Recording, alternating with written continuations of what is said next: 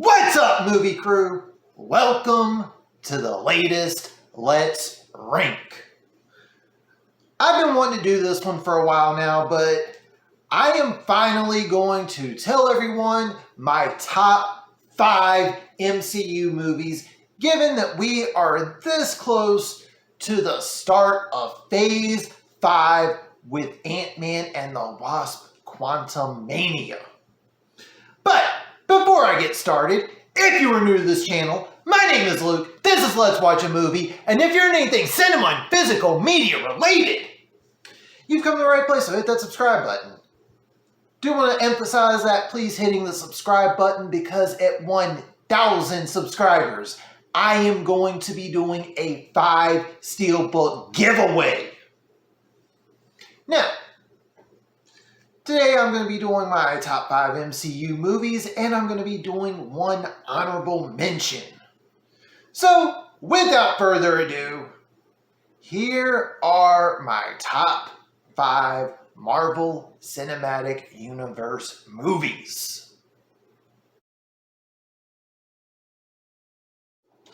Alright, so this one's an honorable mention. I guess you could even say it's number 6.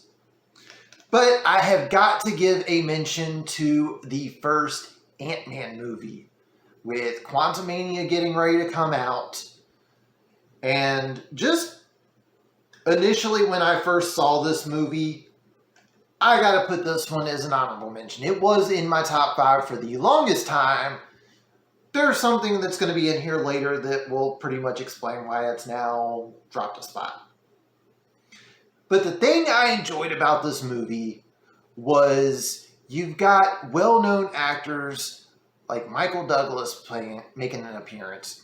You've got Paul Rudd, who's been mainly known for doing comedies, showing up and leading his own movie within the MCU.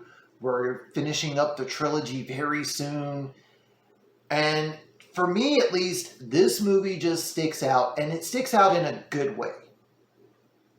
And the humor is different from what you get with other MCU movies. It kind of feels like everyone's always just like making fun little quips at one another for the humor. And this one, that's a little bit different with just Scott Lang's interactions with everyone. And it's got more situational comedy than fun line where the audience laughs. So because of that, this movie sticks out for me. And like I said, for the longest time, this was definitely in my top 5. Fun little note. This came out the same year as Avengers: Age of Ultron. And when Age of Ultron first came out, I know a lot of people that enjoyed the movie. I was not one of those people. So when Ant-Man came out and we finished watching the post-credit scene, I was like, man, this was way better than Age of Ultron. The number of looks I got in the theaters, including my own friends that I went to see the movie with, was hilarious. At number 5, we've got Captain America: The Winter Soldier. So, I don't want to say that I hate the first Avenger, but let's just say don't be surprised if it shows up on a negative list for me regarding the MCU. Again, I don't hate the movie, it's just that it's there, it exists. I'll just put it at that. So when we were finally nearing the release of Winter Soldier, I can't say I was that enthused about seeing the movie. I thought, the first one was okay. I felt like we didn't see Cap enough in the first Avengers movie. I felt like we could have had him in there a little bit more than what we did. So when this movie was announced, I was like, okay, sure, whatever. And the fact that it went from the war movie that we got with First Avenger to this espionage spy thriller that we got with Winter Soldier, everything about the transition from like the subgenres that this movie had as far as the changes go made sense. Seeing Steve still trying to adjust to modern times, his style of getting things done compared to Black Widow's style, how those two contrast and yet they're still able to get the job done. There's a lot of stuff in this movie that just made sense, and it was such a well done movie. I don't know how true it was, but apparently this movie being what it was is the reason the Russo brothers were asked to direct Infinity War and Endgame when Joss Whedon chose to not stick around after Age of Ultron. If that was true, Kevin Feige made one hell of a good choice by doing that. And this is very much a good movie. It is a standalone, so you don't necessarily need to watch First Avenger before watching this, but there's enough connective tissue in there to the point where anyone who has seen every MCU movie up to this one is like, I get that, I get that, I get that. But this could have been your first MCU movie and it still would have made sense. At number 4, we've got Black Panther. All right. So prior to this movie, I already knew I was going to see it, but I've got to be honest, I was a little skeptical at first. Not because, oh, they did this or they did this. I've just got to be honest with everyone. Out in the comics, for those that are unaware, T'Challa is married to Storm from the X-Men.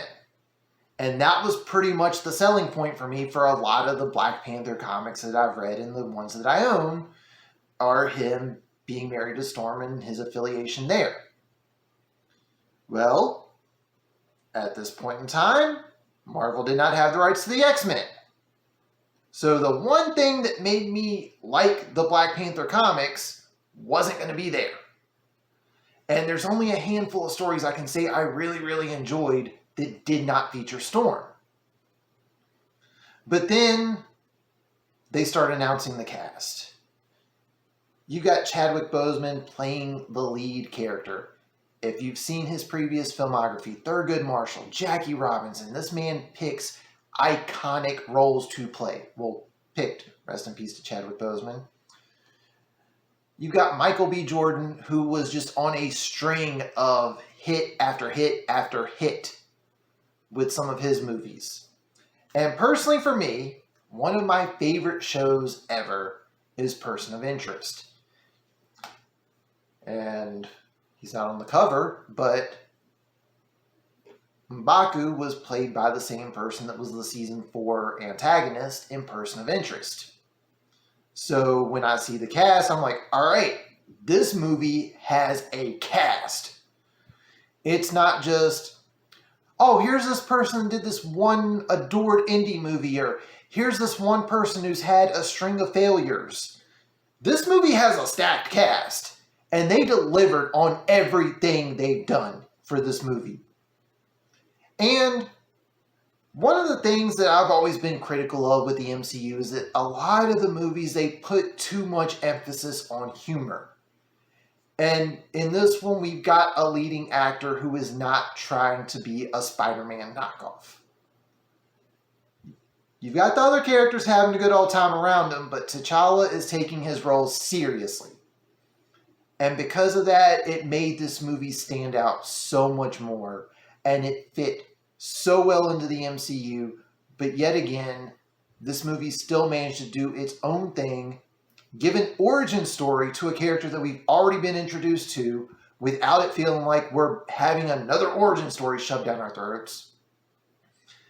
And you've got all these other characters that when they're on screen, it's not just, oh, this is a secondary character to Black Panther. It is, I'm on screen, it's my time.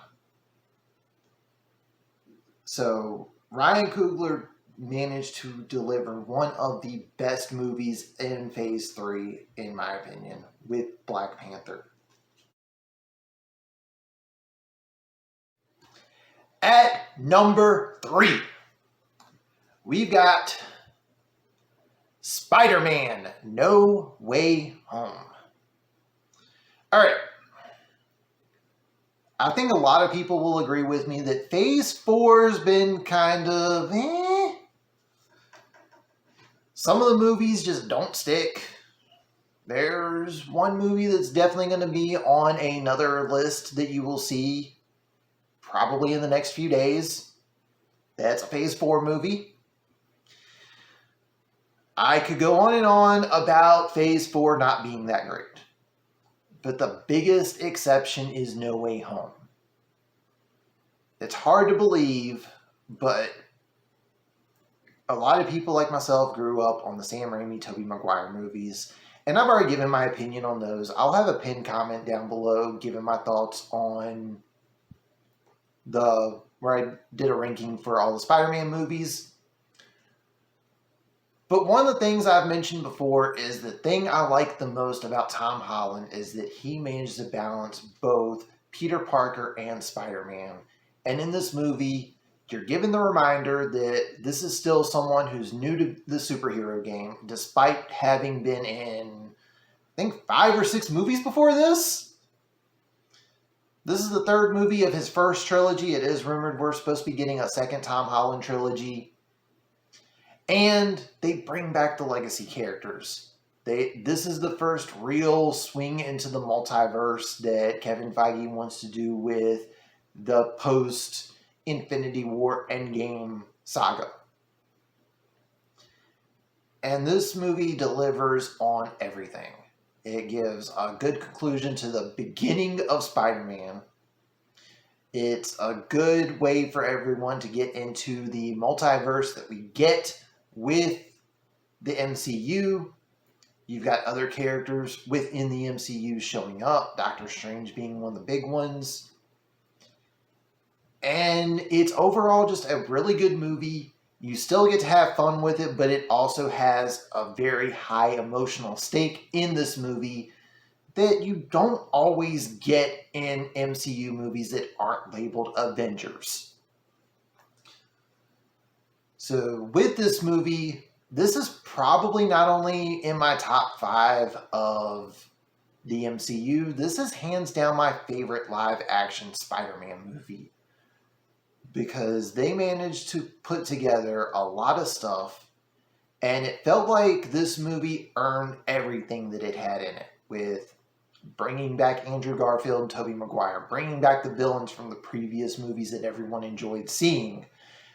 This being a little bit more of a kickoff for Phase 4, where I don't want to hate on Black Widow, but it was kind of a prequel to a future movie we're getting. This felt like a real kickoff point for Phase 4, even though it wasn't the beginning of Phase 4. So I have got to put this one in my top 5.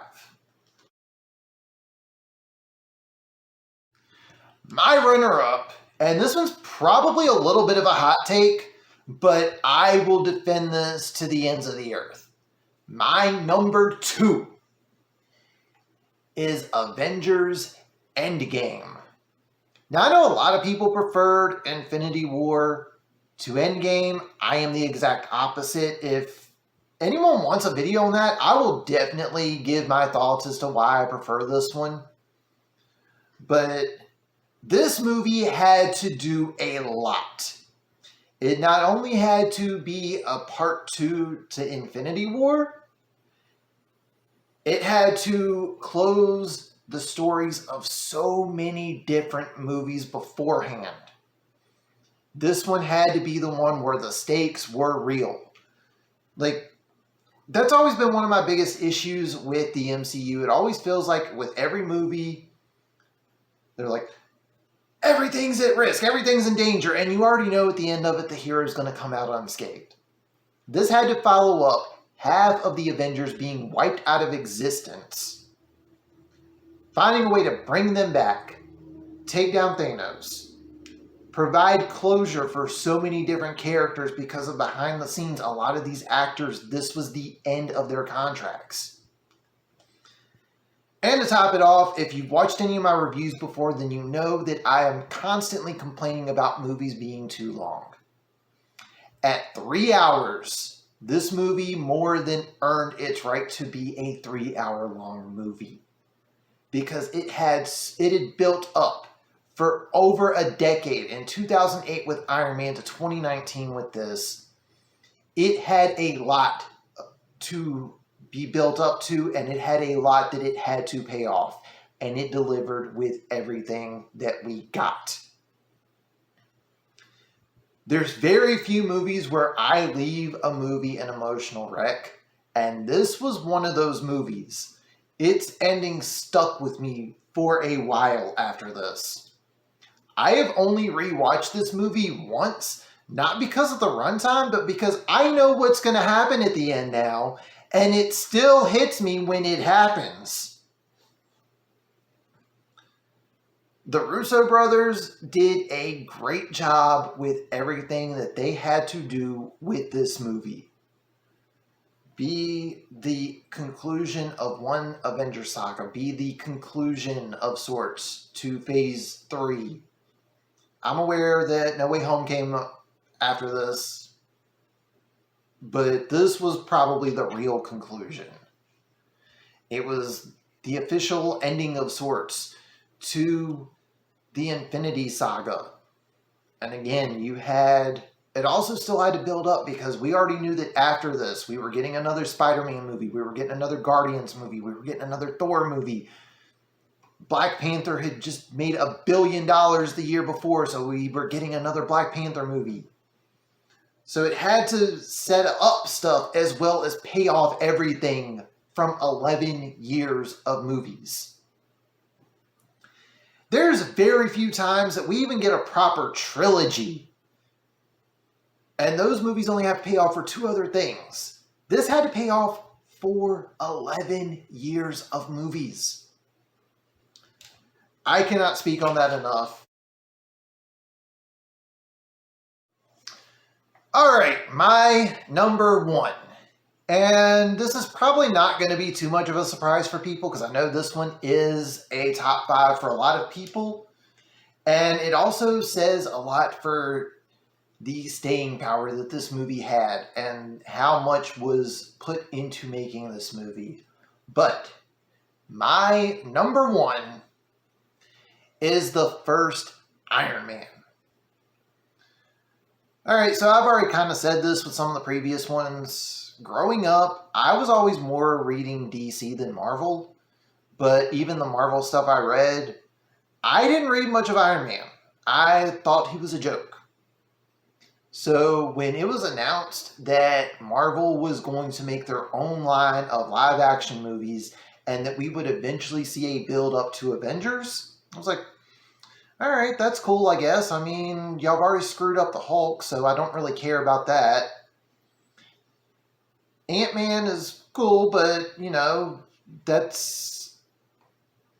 Captain America and Iron Man were just kind of there sometimes, even though they were the ones that you'd see front and center in some of these. But not only that, you had Jon Favreau, who wasn't really known for directing action movies at the time. You had Robert Downey Jr., who was not exactly getting acting jobs like he does now. Like, there was a lot of risk going into this one, and I remember just thinking, I'm not going to like this movie. Why are my friends making me watch this movie? And this movie has everything. It's got a good story, it's got good action, it's got good humor, and it definitely sets up for what we eventually got with Avengers. And everyone in this movie, regardless of how small or how big their role is, everything makes sense.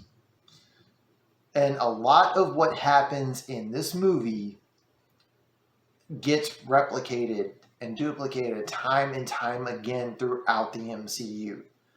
If you look at the basic foundation for Iron Man's story in this, it is pretty much used in several other movies since the release of Iron Man.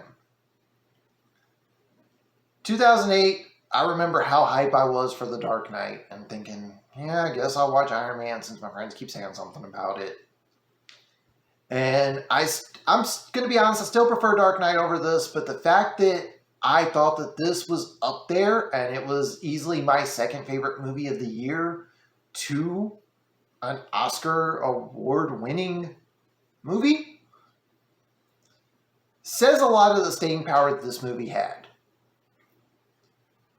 And with Robert Downey Jr., he became so iconic and so entwined to the role of Iron Man that we ended up seeing him stay on after his contract was up. I think his contract was initially just for the Iron Man trilogy and the first Avengers movie. And we end up getting him in all 4 Avengers movies. He shows up in Spider-Man Homecoming. He's in Captain America Civil War. He had a cameo in Incredible Hulk.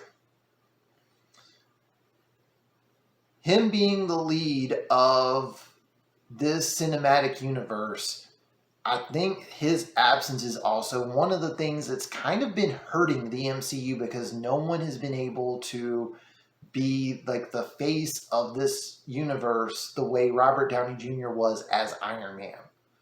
The staying power of this movie, the fact that it is very much still rewatchable almost 15 years later says a lot. Because let's be honest here, a lot of superhero movies up until the last few years, they get a little dated. Sorry for those that like some of the other movies. I watch those all the time, but the truth is the truth. These movies become dated real fast. And this movie does not feel dated. It still has the staying power. It's still a very good movie. It is still a rewatchable movie even to this day. So to everyone involved in the making of the first Iron Man movie, thank you. Regardless of how critical I can be over the MCU, this movie set up so much stuff and has employed so many people. And the fact that it's still a watchable movie says a lot.